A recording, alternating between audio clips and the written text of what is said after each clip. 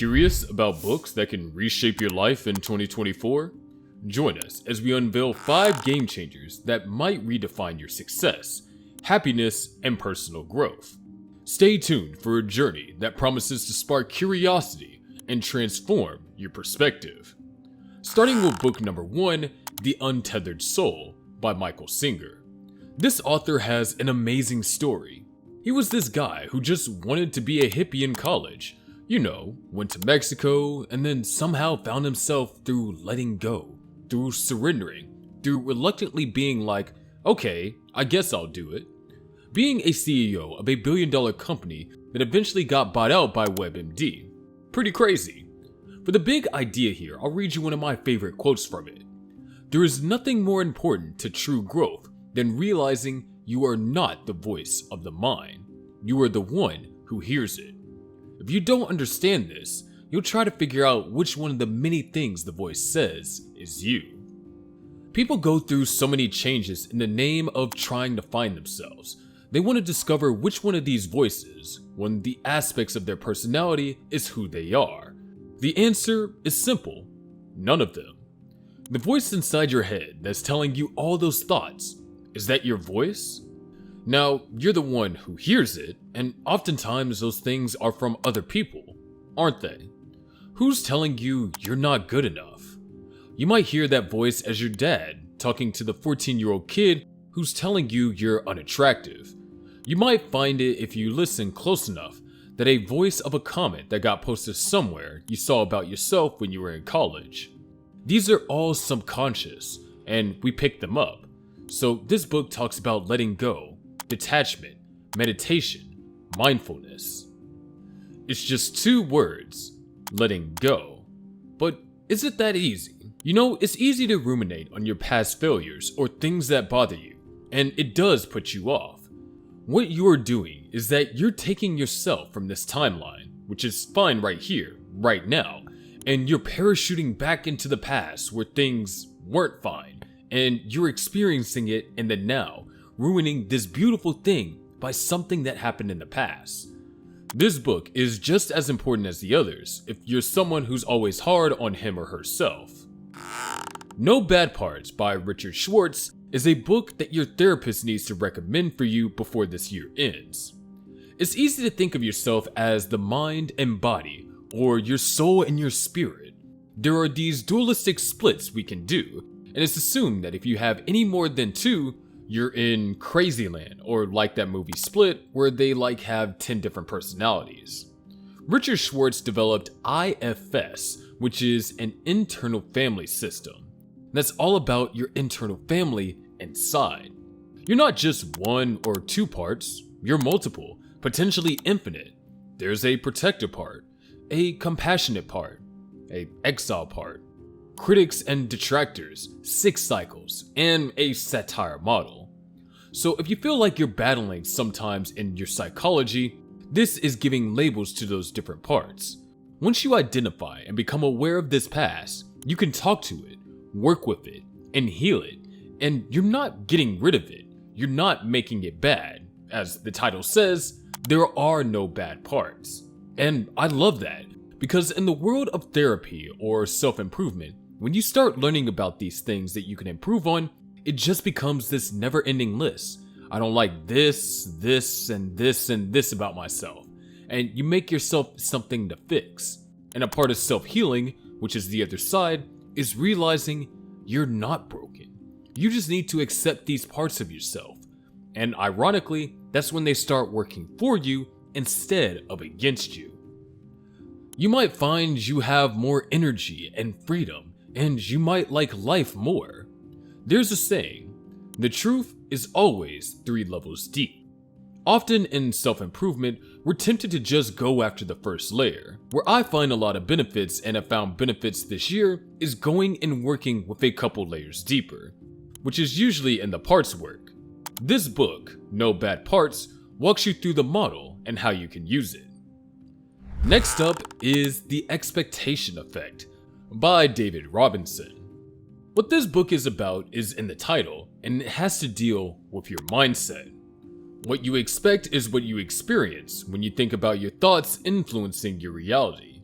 The overall premise of the book is that your beliefs in themselves shape your health and well-being, hence the concept of the expectation effect.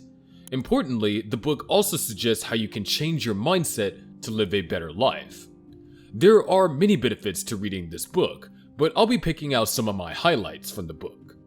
The book is packed with fascinating examples of how your mindset changes how you experience life. One example related to a study of a mild traumatic brain injury. People's initial beliefs about their recovery successfully predicted the risk of actually developing post-concussion syndrome in 80% of cases. If you think your symptoms will last for a long time and are beyond your control, they are more likely to stay that way. One quick example here is to talk about sleepers. Let's just say you got like 4 hours of sleep. If you go the next day and complain about it, saying, "I'm so sorry, I got 4 hours of sleep. I'm a zombie, I can barely function," you will experience all the detrimental effects of poor sleep. But then there's people in the other camp who get bad sleep when they measure it and they don't complain. It seems to negate all the effects of poor sleep. An even more impressive example relates to longevity. Researchers asked 1,100 participants to rate their agreement with statements related to aging, such as you get older, you are less useful, and things keep getting worse as I get older.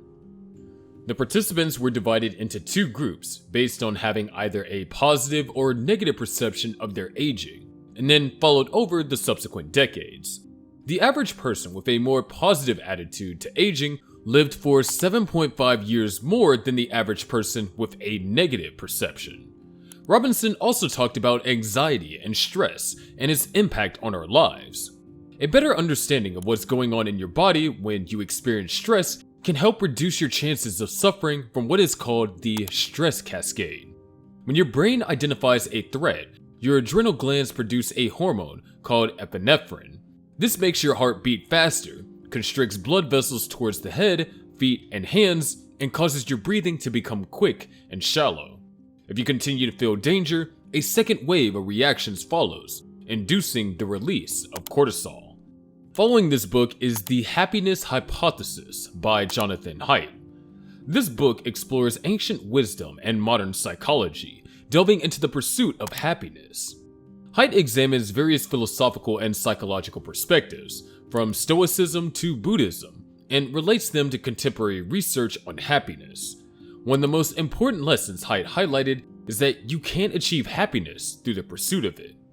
Like the old saying, haste makes waste, the more one tries to chase happiness, the less likely one achieves it. Despite being a pearl of ancient wisdom, the consumerism-filled modern world tries to ingrain the opposite in people's minds. Commercials are bombarded with the message that happiness can be purchased through money or fame. True, buying designer clothes and luxury cars will make you happy. But for how long? If you think you'll be happy after buying some clothes you've yearned for a long time, you are right. But after a few days or weeks, you'll just return to your previous level of happiness. The last one for this video is Dopamine Nation by Dr. Anna Lemke. This phenomenon has been getting a lot of buzz each year. The neurotransmitter, actually a neuromodulator in your brain, is associated with wanting, cravings, and drive. It's your motivation center. We live in a world that is so high in dopamine. Even 10 or 20 years ago, we couldn't have even imagined what used to make you feel good.